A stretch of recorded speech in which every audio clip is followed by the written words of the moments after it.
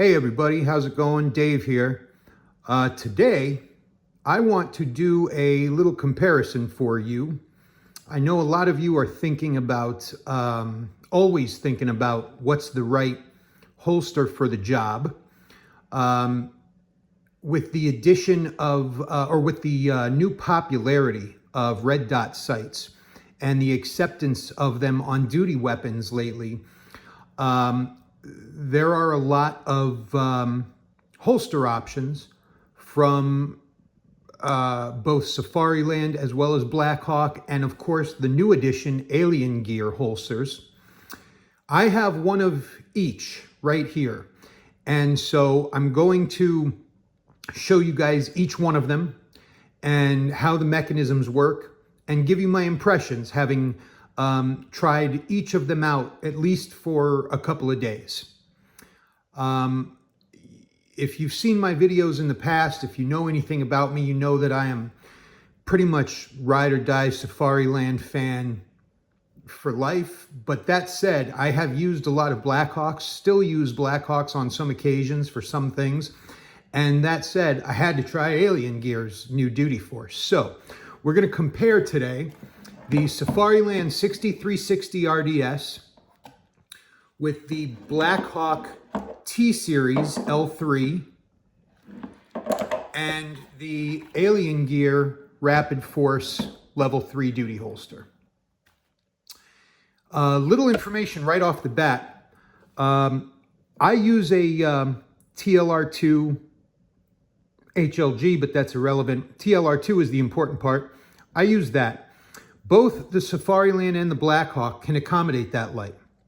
The Alien Gear holster cannot accommodate that light. It can only accommodate the TLR1 or the TLR7.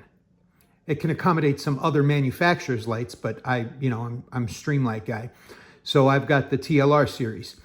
So if I want to use the Alien Gear holster, or anybody else who's using a TLR2 or any other number TLR on your pistol, the Rapid Force holster can only accommodate the TLR1 or the TLR7.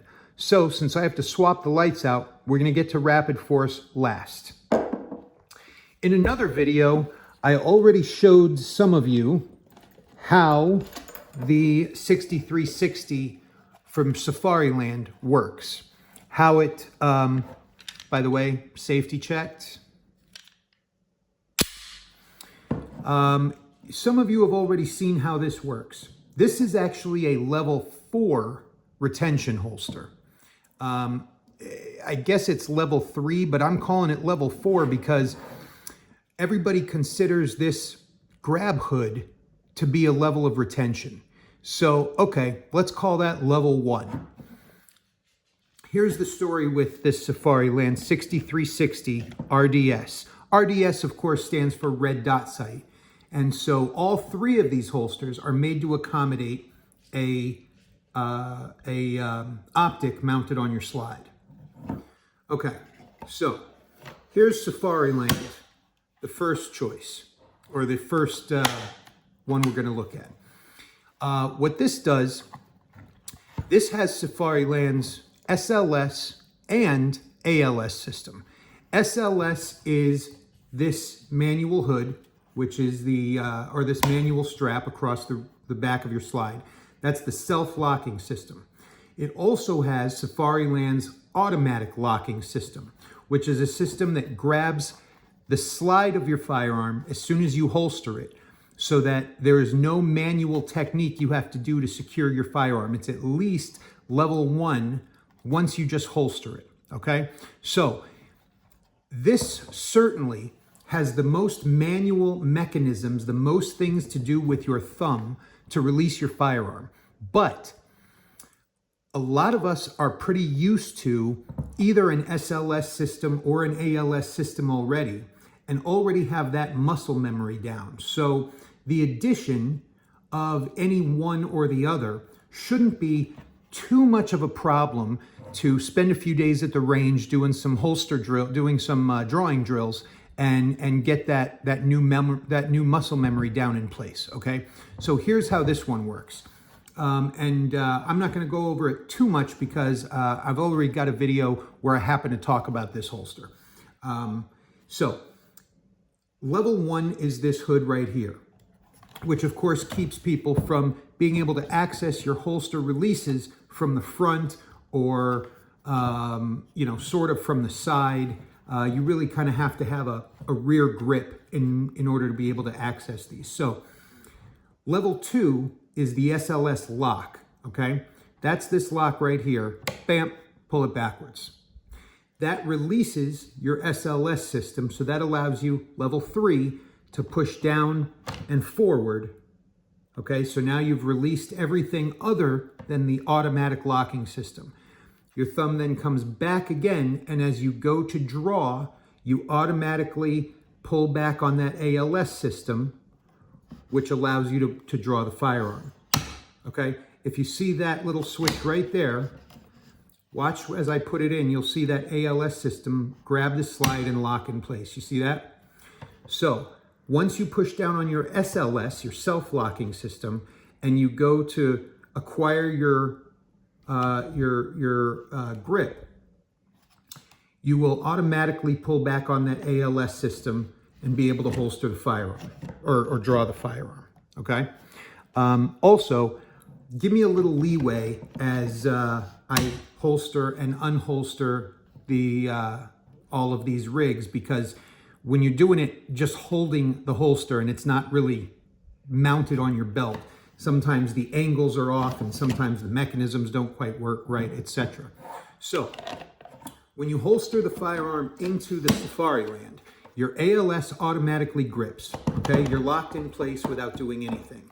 You've got to pull back on that ALS in order to be able to draw it. Once that's in there and you're secure and you've got the time, then you go ahead and pull your SLS system up, lock that in place, pop the lock on it, boop, now that's secured, you can't open that SLS system. And because this is the RDS, it has this flap to keep debris and inclement weather and associated nastiness off of your optic. The beautiful thing about it is that once you pop the SLS system, it automatically moves that RDS flap out of the way for you. So you don't have to do anything separate to move this RDS shield out of the way. All right, so that's how Safariland works. I can tell you, having been a Safariland guy for a long time now, and having moved out of a leather holster into this one, this is the STX basket we've finished. It's like a Kydex or a hard shell plastic. I can tell you that the tolerances on this holster are very low, which is a good thing, which means that it keeps a very, very secure grip on the firearm to such a degree that you really have to holster it at just the right angle in order for this ALS system to fit around your slide and grab it in place. All right, so that actually took a little bit of getting used to. In my old leather holster, you could kind of just flop the gun in and it would fall in, and then you'd pop your SLS and that would be it. But in this one, you really got to find the right angle, pardon me, and the gun will slide into place. All right, that's Safariland. Let's move on to the Blackhawk system. I'm going to give you my honest impression so far and tell you that while this is a somewhat cool system, it's got some drawbacks in my opinion. It is not the most secure, and you'll see exactly what I mean. It doesn't mean it doesn't hold the pistol securely. It certainly does.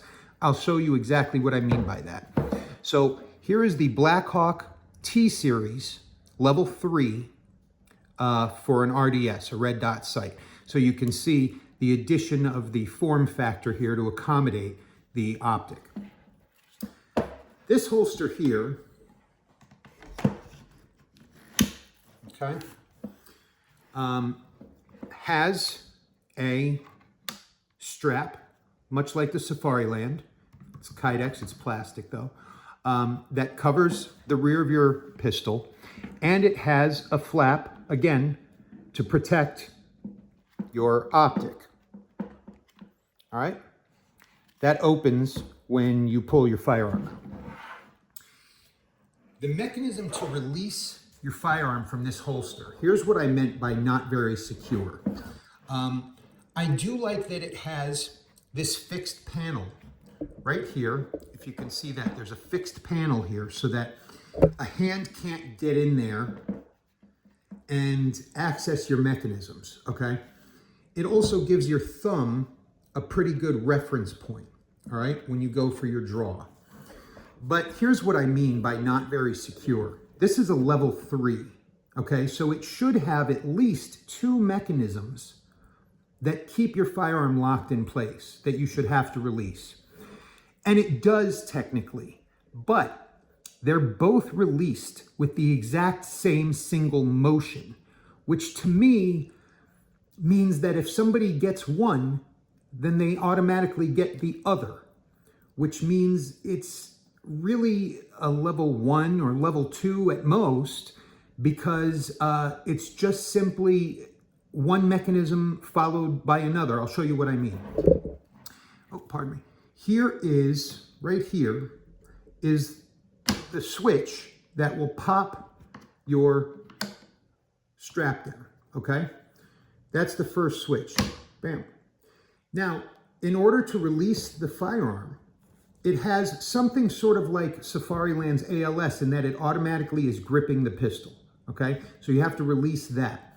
But to release that, all you do is this switch released your strap, and all you do is just keep pressing it. And that releases the second release, which is holding on to your firearm, okay? So, and then the other problem is the RDS shield. You have to manually remember to pop that forward and lock it forward. Otherwise, it only opens up enough to release your optic, but not enough to put your optic will hit it if you don't pop it forward the rest of the way. So that's a problem to me as well, okay? So let's look at it again. You've got 2 levels of of mechanical retention here. You've got one gripping the frame of your gun, and you've got another one being this protective strap behind your slide, okay? But it's all one mechanism. Now, I see what they were doing, okay? They want you to be able to acquire your grip and in one motion of your thumb, be able to release both mechanisms, okay? I get it. But to me, see, you run into that obstacle again with the shield. To me, that sort of defeats the purpose, because if someone is able to get a hand on your gun and they're able to release one, they're able to release both. It's just a matter of a slightly tighter grip. So as opposed to the Safariland, which has 1 motion, 2 motions, and then 3 motions to get the gun out, this has just get a grip and squeeze it. And that releases both in one fell swoop. To me, that defeats the point of having 2 mechanisms of protection, okay? I'm biased. I have personally had 2 incidents in my life where I've had people try to get a hand onto my firearm and try to pull it out of the holster. So to me, I would rather spend my time building my muscle memory to release my gun as fast as I can than leave it unprotected for somebody to be able to potentially grab it. Now, here's what we're doing here. Let me show you this. This is the paddle, okay? The first little push releases that strap, and then the second push pushes this paddle, and that releases the grip on your frame. So again, This is just one motion. And to me, I don't love that because, you know, as I've said, I feel like, you know, if someone gets a grip, they've got your gun. The other problem with this, as I've already said, is that the optic shield, while it is very protective of the optic while it's in the holster, once you draw and the shield just moves out of the way, you can see it falls back sort of in place. And when you go to holster, you end up hitting on it because it doesn't pop all the way forward like it should. There's nothing defective about it. It's not that I have a broken one. It's just the design. Now, if it is popped forward and you pull that strap back, then it would bring this flat back into place. But once you draw, watch that red dot shield. You see it releases, moves out of the way of the optic, and then falls back so that when you go to holster, you hit it. All right? So that's the problem with the Blackhawk, in my opinion. I don't love the fact that it's only one motion to release two mechanical safeties, 1 and 2. It's all just one motion. And so to me, that, you know, as I've said, defeats the point of having a level 3 retention, okay? But it holds the firearm securely. Some people swear up and down by Blackhawk.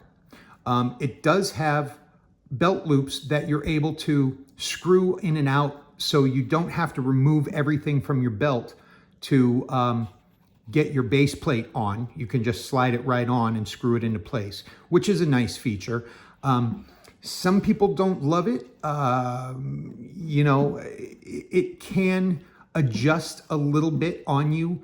You know, if you sit down in a car the wrong way, or, you know, certain angles can move it a little bit. Much less with this one. It's a tighter gap, but I've run Blackhawks in the past that were a little too much of a gap, and that feature was more of a problem than it was worth. But on this one, it seems to be a bonus. I like this, the base plate.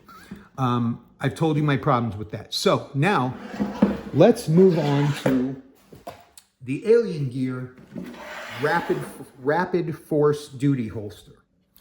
All right, we're back. And as you can see, I just took a little break to replace the TLR2 with the TLR1 so that I can demo the Alien Gear Rapid Force Duty Holster. Obviously, still safety checked, so I'm going to drop the slide. Okay. Alien Gear is obviously the newest entry into the duty holster market. They're not particularly new holster company, but this is their first entry into the duty holster market. And it's pretty cool, I have to tell you. It is not my first choice because it doesn't accommodate the weapon light that I prefer to use. But it does accommodate popular weapon lights, so I give them that. It has a quick release system, just like both of the other two. I use Safariland's QLS. I don't have Blackhawks, but Blackhawk has one too, obviously. This one's pretty good and simple. It's just two little switches on the bottom here, one on either side. Pop those and it comes right out. And that way you can switch the same holster quickly between a belt loop or a paddle, a high ride loop, or a drop leg. So here's how this one works. This is also a level 3 retention, and this has some very cool features.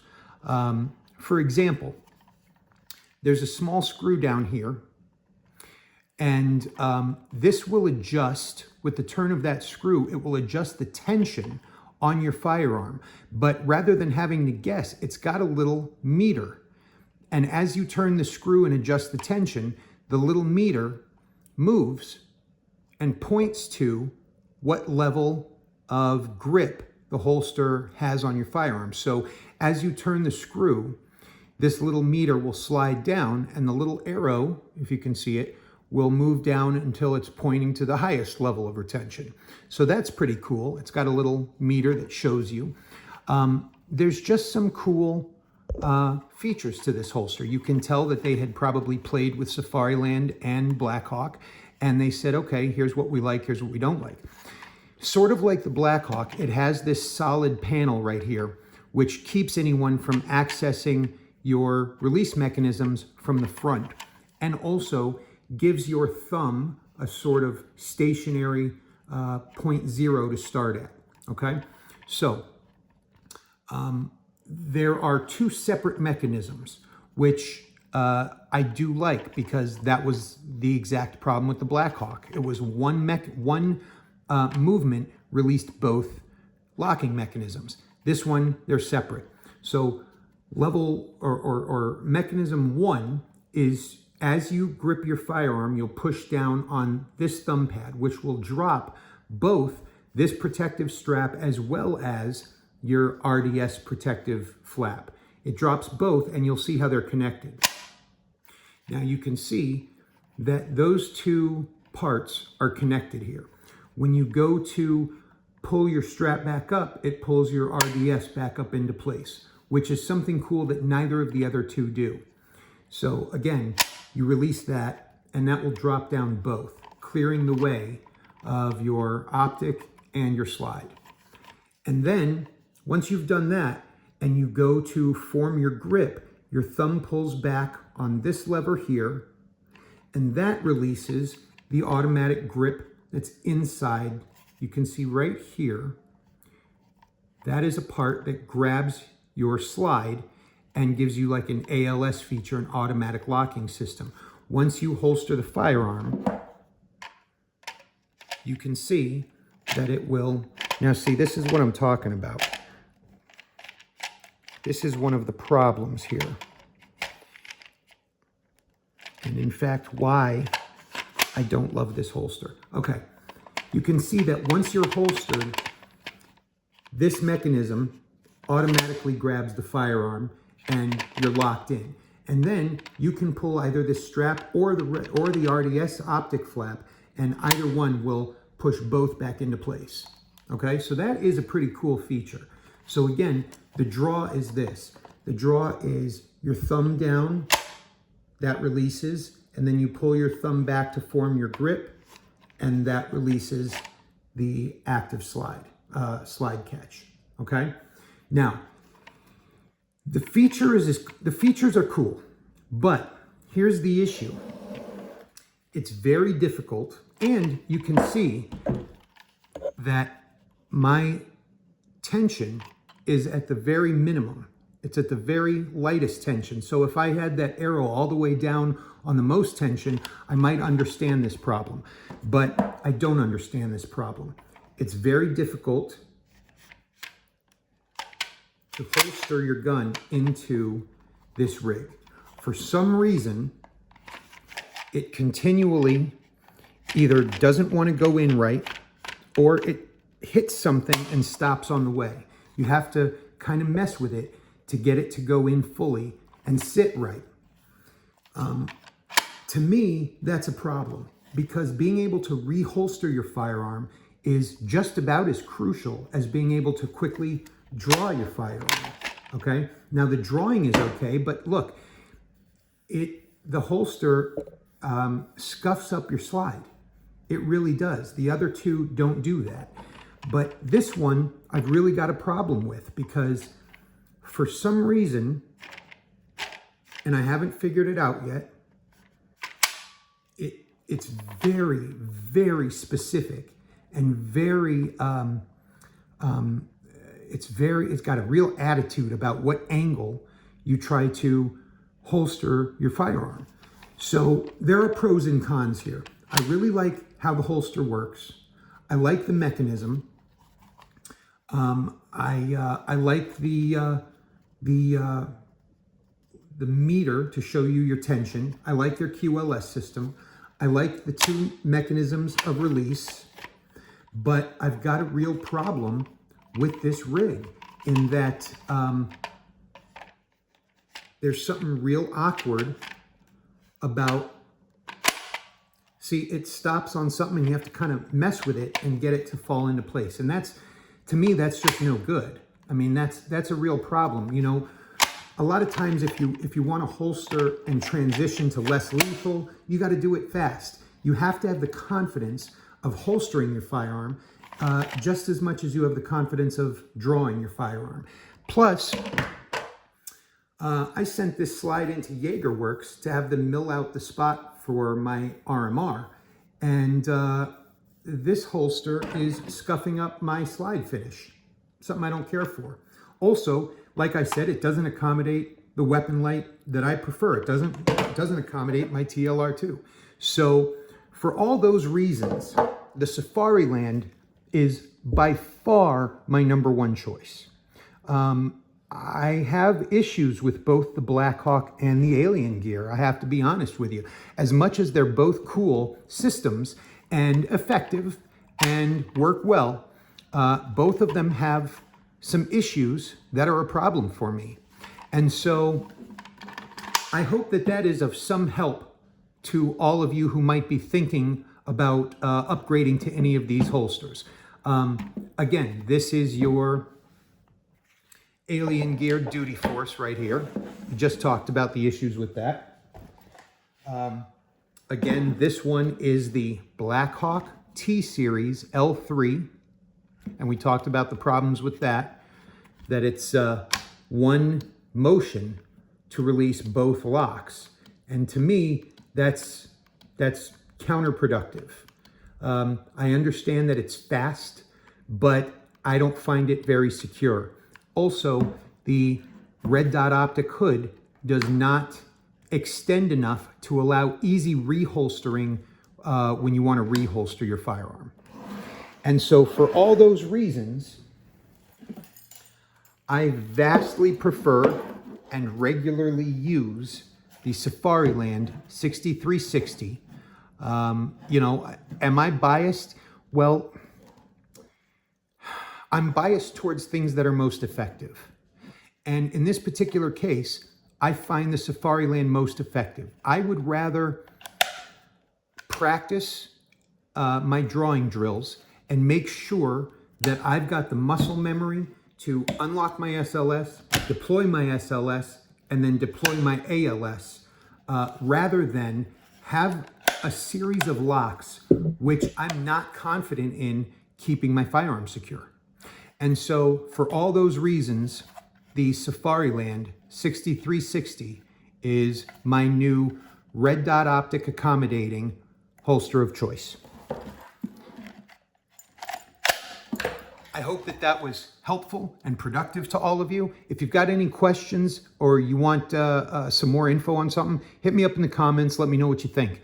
Otherwise, I'll see you guys all soon. I want to talk about some Streamlight Stryons and Stingers coming up soon. See you guys soon. Be safe. Watch your six.